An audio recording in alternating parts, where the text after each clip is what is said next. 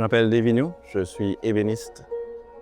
Avant de commencer la formation en ébénisterie, j'avais déjà essayé la formation en lutherie-guitare, mais c'était aussi la première fois que je sortais des Îles-de-la-Madeleine, parce que je viens des Îles-de-la-Madeleine, fait que c'était beaucoup d'adaptation pour moi, puis j'étais pas bon. Fait que là, je suis parti faire autre chose, j'ai zigzagué un peu, j'ai été cuisinier pendant 10 ans, je suis devenu sous-chef dans un restaurant, j'ai eu mon premier enfant, puis là, je voulais quelque chose qui allait chercher ce que j'aimais de la cuisine, l'aspect de transformer les choses, d'être fier de moi, de soulever des défis, de trouver des solutions à des problèmes. Il y a un finissant qui est venu travailler comme plongeur. Je me suis rappelé que même si j'étais pas bon en lutherie, j'aimais ça, travailler le bois. Fait que finalement, j'ai commencé ici le cours en ébénisterie, puis depuis, j'aime ça. Je trouve mon compte dans les défis, dans les problèmes, dans me donner des objectifs un peu plus élevés à chaque fois.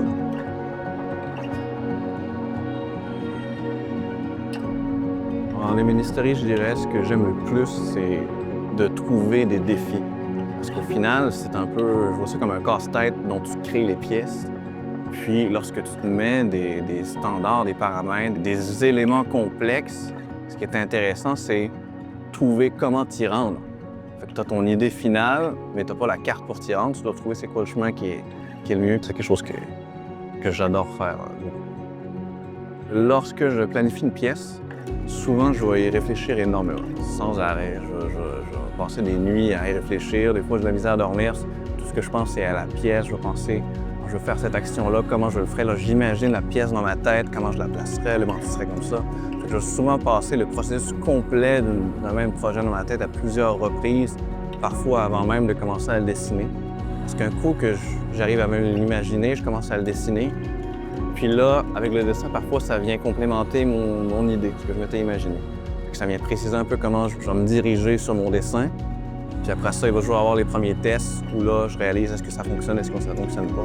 Il y a toujours énormément de réflexion. Les projets vont vivre dans mon esprit.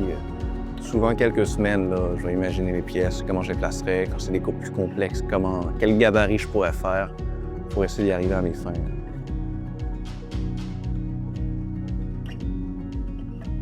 Pour mon projet artistique, mon projet final, j'ai voulu aller vers un cabinet à alcool style prohibition. Fait qu'on est dans les années 30, les années de l'art déco. J'ai voulu faire un peu référence à tout ça. Puis ce qui m'intéressait, c'était le principe du compartiment caché, d'avoir un secret comme un peu à la prohibition où l'alcool n'était pas légal, fait que l'alcool était souvent caché à l'arrière. Puis c'est ça l'idée du cabinet, c'est qu'il y a un interrupteur qui est caché. Quand on l'active, les bouteilles vont sortir de l'arrière du cabinet avec un système de vérin électrique. Puis c'est quelque chose qui venait chercher un peu le secret que j'aimais beaucoup, là. Puis ça venait chercher une bonne complexité aussi de comment pouvoir rentrer tout ça dans le cabinet puis que tous ces éléments-là puissent bouger comme il se doit, sans qu'il y ait de mouvement, sans rien.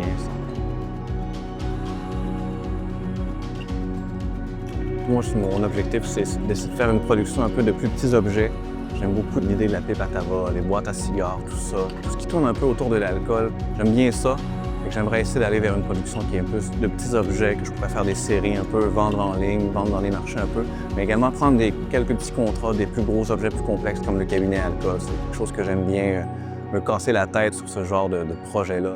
J'espère vraiment que ça va bien fonctionner parce que c'est ce genre de projet-là vers lequel j'aimerais ça me diriger parce que c'est vraiment ça qui me stimule le plus, là, qui me rend le plus heureux, le plus fier. Tu sais, quand tu as terminé tes petites choses, prendre un moment de recul, juste pour les regarder, être content d'avoir réussi, que c'est exactement ce que tu avais en tête. C'est vraiment agréable, c'est ce qu'il y a de meilleur.